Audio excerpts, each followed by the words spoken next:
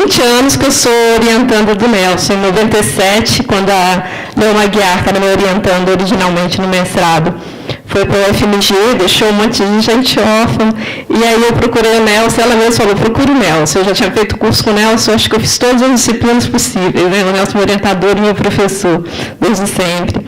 Eu fiz curso de desigualdade, tinha feito um curso de estratificação social, e tinha feito um trabalho sobre a crítica feminista e a teoria de classe. E a Neumann tinha gostado do trabalho justamente para o Nelson, para o Carlos Rasenberg, eu acompanhei várias gerações. É uma das vantagens de ter sido reincidente, né, que eu fiz o doutorado 2 vezes nessa casa, né, só defendi a tese na segunda. E aí eu pedi ao Nelson, ele podia me orientar, ele só sorriu e falou, você já tem um orientador. E desde então é tudo simples assim, né, então vou deixar para falar do lado humano, do meu carinho, da minha admiração pelo Nelson no final. Bom, essa apresentação tem um título formal, Produção e Redistribuição de Renda no Brasil, das microdinâmicas familiares aos macroprocessos sociais. Mas ela poderia ter um título informal, que seria As Raízes e Frutos dos Meus Diálogos Sociológicos sobre Desigualdades com Nelson. E, na verdade, ao fazer a apresentação, que é o tema que eu estou pesquisando atualmente, né, distribuição de renda e essa questão das microdinâmicas e dos macroprocessos, isso está no Nelson desde o início, e aí eu fui descobrindo... Está ouvindo? Fui descobrindo uma série de heranças e semelhanças e fui ficando muito feliz com isso. Então, fui descobrindo quanto os meus interesses são parecidos com os meus orientadores, é claro, né, sociologicamente isso é esperado. Bom, as minhas questões iniciais de pesquisa na tese de doutorado foram emergindo diversos aspectos das transformações familiares que têm impacto no nível de desigualdade social. Na minha tese, eu estava interessada na questão da autonomia feminina, nos processos de mudança na família, da implicação disso para a autonomia feminina, e nas diferenças por classe, né, em que ritmo que isso acontecia nas diferentes classes. Claro que uma série de questões implicava no nível de desigualdade na sociedade, né, o Carlos vai falar aqui da questão da homogamia, né, da participação das mulheres no mercado de trabalho e vários outros aspectos, né. A Célia já falou da questão do prolongamento da presença dos filhos na escola, do adiamento do trabalho. Isso tem a ver com a dinâmica, né, da melhoria da renda dos pais, que possibilita esse prolongamento. Então, assim, são vários processos relacionados e várias questões que ficaram da tese. A gente resolveu trabalhar no pós-doutorado, que eu estou fazendo aqui, pensar, então, como essas mudanças nas microdinâmicas familiares afetam o nível de desigualdade na sociedade brasileira, né? Aí o objeto passou para a distribuição de renda, predominantemente, claro que também estou interessada em distribuição de riqueza, de bem-estar, né? Só que, claro, que são vários aspectos complexos, e há uma certa guinada no meu tema, mas trazendo sempre essa questão da família, né?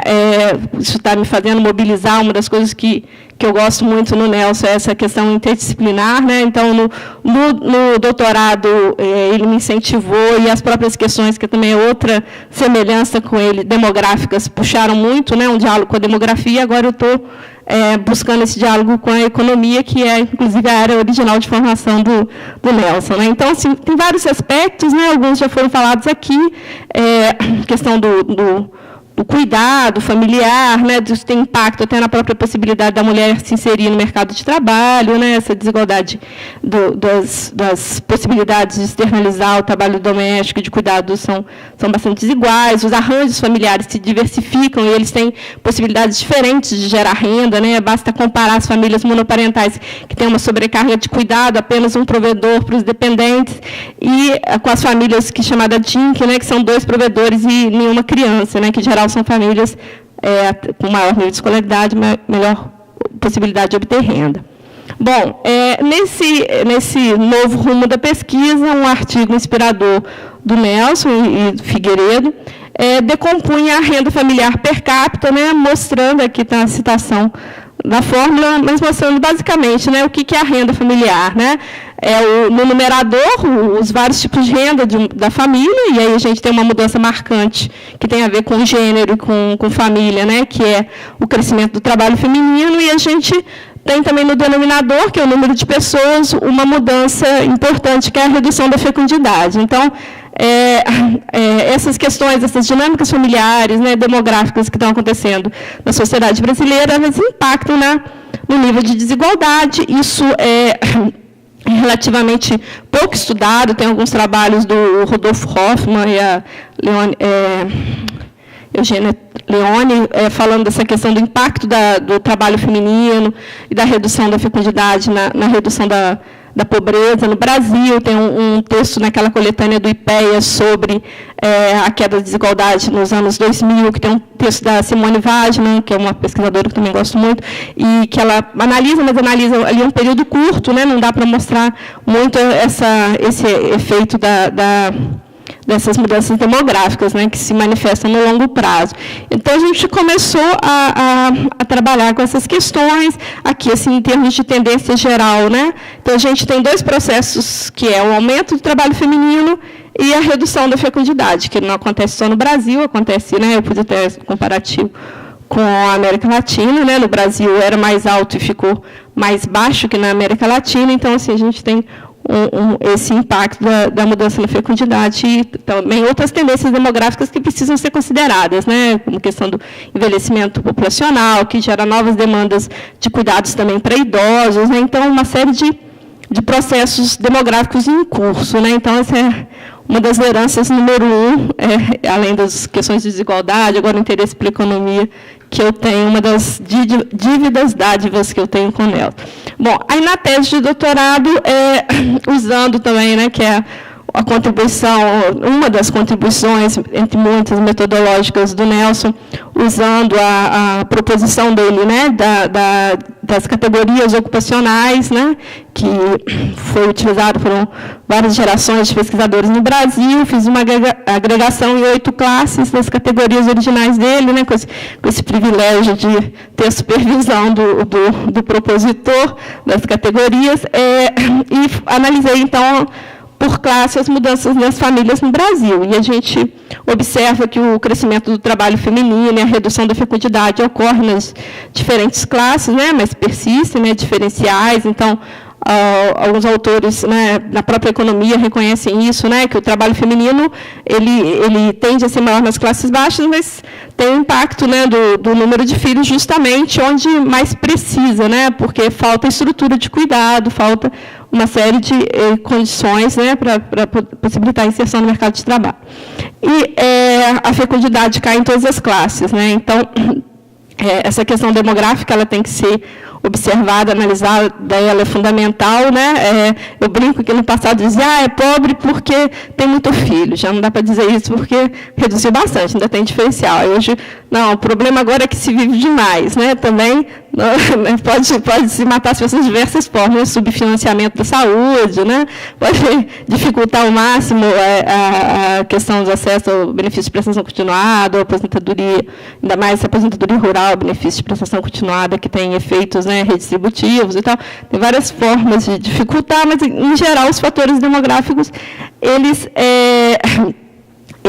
tiveram mudanças importantes na sociedade brasileira. O próprio Nelson analisa isso, né, a questão da mobilidade social, o próprio interesse das pessoas em melhorar de vida, faz elas reduzirem a fecundidade. Então, assim, as mudanças demográficas que a gente precisa analisar, considerá-las um contexto, mas, assim, eu fui caminhando um pouco para o aspecto mais político das políticas públicas, porque eu não vejo muito mais. Vai continuar mudando, é claro, né? As dinâmicas demográficas são dinâmicas, né? Mas, assim, não tem um limite para a mudança aí, assim como, né, as dimensões econômicas que a Célia mostrou, que foi muito bom, foi complementar. Eu acho que, assim, que eu não estou trabalhando nessas questões, conheço o trabalho da Célia, tem muitos trabalhos nesses aspectos de políticas públicas, e foi bom que não ficou assim, muito repetitivo. Claro que, né, que a minha apresentação é bem redundante para dela. Então, estou considerando, então, na pesquisa, na tese, esses diferenciais de horas dedicadas ao trabalho doméstico, de razão de dependência, que continua sendo maior nas classes baixas, mas que diminuiu bastante. Tudo isso, né, fui trazendo essas questões que são importantes para a redução da desigualdade e da pobreza. Esses limites de acesso, né, a políticas de cuidado, educação infantil, que é uma coisa estratégica, né, que teve uma melhoria bastante, né, grande, de 4 a 6 anos, mas continua pequenos, idades menores, né, claro que também nem sempre é o desejado, né, pelas famílias. Né. Bom, então, novas questões que emergiram a partir do diálogo e reflexão, né, que quando eu decidi trabalhar com a questão de distribuição de renda e fui conversando, né, eu brinco assim, que toda vez que eu chego para ser orientada pelo Nelson, eu saio com um monte de perguntas novas, um monte de questões novas, e então só foi ampliando a minha compreensão da distribuição de renda, de quanto é complexo, né.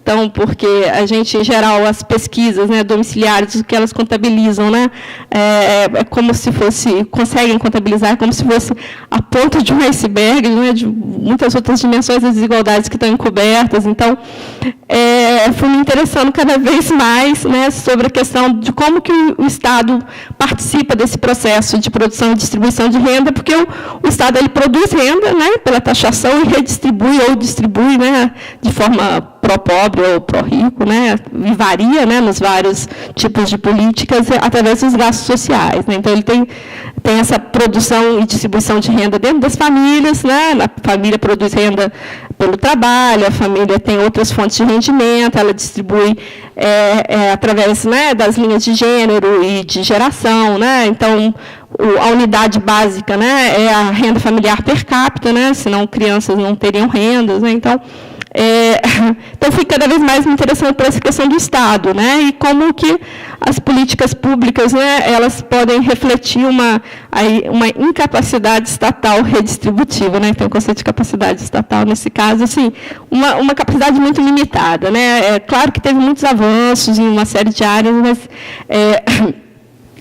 o nível de desigualdade que o Brasil tem mostra que o Estado, né, como Marcelo Medeiros, o Pedro Sousa mostram os estudos dele, né, o Estado não consegue cumprir esse papel, que é a esfera que poderia, né, redistribuir. Né. Então, se a gente considerar Polanyi, vários autores falam, né, de várias formas de circulação que existe na sociedade, circulação pelas redes, né, de reciprocidade, né, a dádiva, né, que sustenta boa parte da sociedade com base em trabalho doméstico e de cuidado não remunerado nas famílias, né, que para a gente evidenciar a gente tem que contabilizar, né, colocar como valores do PIB, como a Eudete Pereira Melo fez com o Sábato, né, calculou em torno de 10% do PIB. Você tem circulação através, né, do mercado, né, que é a dimensão dominante no nosso contexto atual, e a gente tem a circulação, né, de riqueza através do Estado, que é esse papel redistributivo, né, que é onde eu acho que pode haver,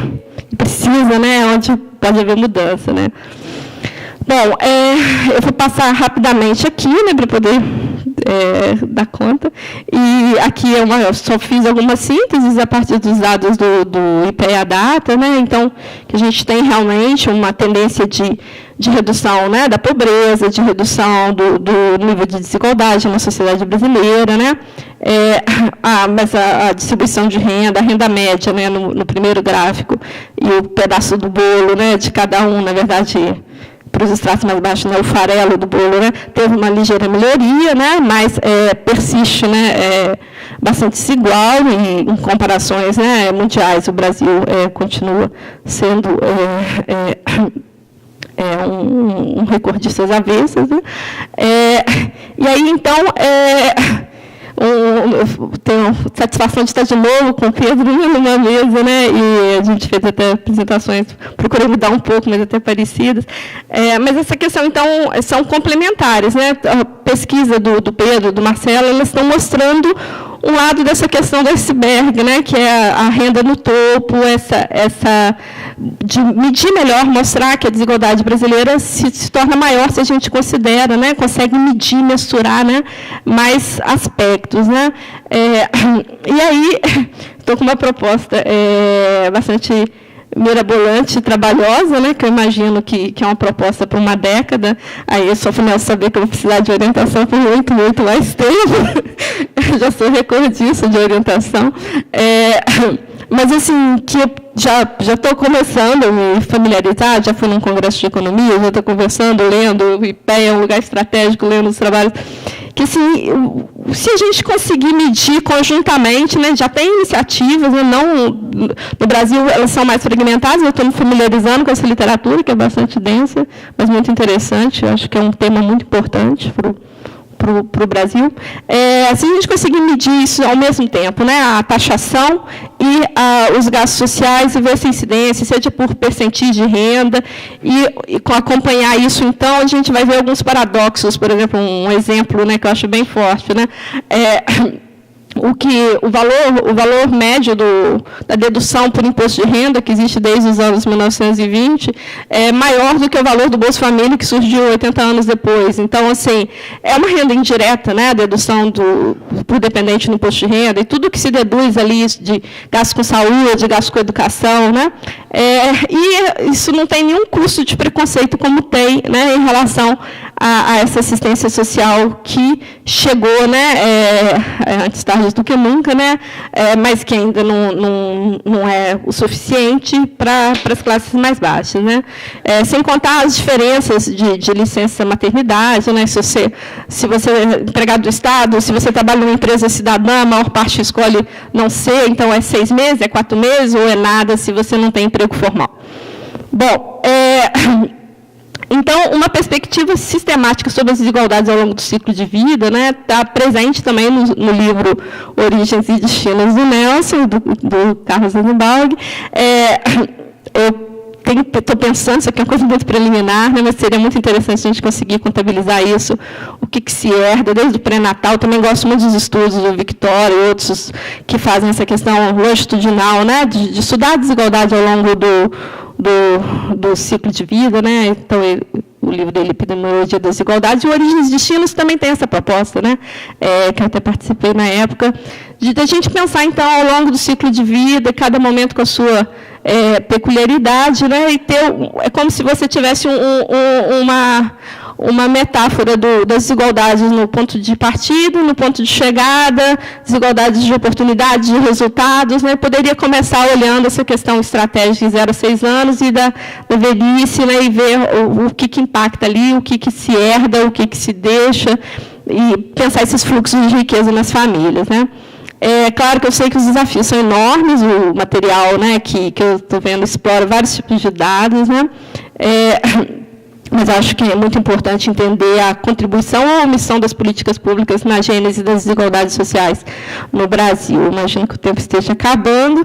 Bom, eu queria encerrar com a reflexão que, ao longo de pensar esse trabalho, né, eu vi que o Nelson tem 5 contribuições fundamentais assim, para a sociologia, né? Primeiro, uma visão interdisciplinar incrível.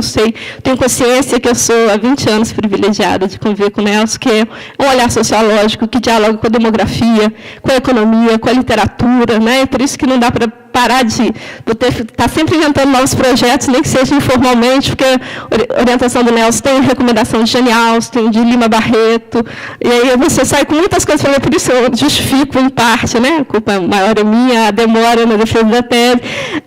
Então, além da visão interdisciplinar, uma formação metodológica, né? E eu recomendo ter uma revista, Novos Estudos Tebraf, que tem uma entrevista com o Nelson. Ele conta, inclusive, que originalmente ele pensou em fazer literatura, né? É bom que eu já fui para a sociologia, mas ainda tive essa orientação literária, que eu também gosto muito de literatura, minha mãe é de letras. Então, a formação dele, ele conta um pouco da história dele, a formação dele em matemática aplicada no LMCC, e ele aplicou isso, né? Essa parte quantitativa para o estudo das desigualdades, desde contabilizar o preço de ser negro no Brasil, que é a tese de PhD dele, né? E eu também agora estou tentando contabilizar outra coisa. Então, assim, são muitas semelhanças, assim, aquela coisa, assim, estou me reconhecendo muito no Nelson e fico muito feliz por isso. E até a construção das categorias ocupacionais que permitiram que diversas gerações, né, fizessem estudos de classe no Brasil. Um terceiro ponto, que essa relação micro-macro, agência e estrutura, né, no trabalho que, às vezes, gastamos calhamaços teorizando sobre ela, no trabalho do Nelson, eu percebo ela o tempo todo, do ponto de vista teórico, empírico, de forma muito dinâmica, para entender a mudança social. Então, sim, olhando os trabalhos dele, você vê as desigualdades sociais pensadas, né, desigualdades na sociedade pensadas a partir das oportunidades, né, ao longo do ciclo de vida das pessoas e vice-versa, né, como as mudanças no comportamento das pessoas impactam na estrutura social, como a questão das mudanças no sistema educacional, que ele analisou até com o Carlos também, o impacto nas oportunidades educacionais, as mudanças no mercado de trabalho e a feminização das ocupações, como essas questões impactam nos rendimentos, né? A relação entre endogamia e fluidez social. Então, ele está sempre olhando as microdinâmicas familiares e os macroprocessos sociais, né? Como eu também estou tentando fazer, inspirada e orientada por ele. Em quarto lugar, uma imaginação sociológica assim, incrível, de uma criatividade muito grande. Né? Quando toda vez que eu vou ser orientada, eu digo, não, a gente está aqui para entender como é que o mundo funciona. Né? E, de diferentes formas, a gente vai procurando encontrar isso. Né? E um horizonte normativo, né? Que é a inspiração das pessoas que estudam desigualdades, que é como alcançar maior igualdade social, ou menos desigualdade, ou mais bem-estar social. E aí, então, eu acho que esse agradecimento aqui, essa homenagem ao Nelson, é uma homenagem disciplinar, né, da sociologia e das disciplinas vizinhas por essas 5 contribuições centrais. É uma homenagem institucional, é uma homenagem pessoal, né, tenho consciência desse privilégio, que é ser orientando do Nelson por tanto tempo. Né? Então, tudo que eu já fiz, tudo que eu fizer, vai ser sempre uma homenagem para o Nelson. Obrigada.